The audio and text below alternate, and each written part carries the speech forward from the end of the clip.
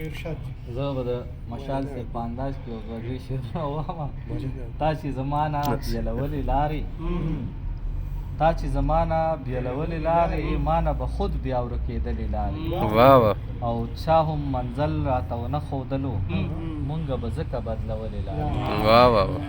او ونه ښودلو مونږ به ځکه بدلولې لارې او هغه په کله راستنه نه شولو هغې به ټوله شپه څارلې لارې واه واه او په دغه لارو د ادب سره ځه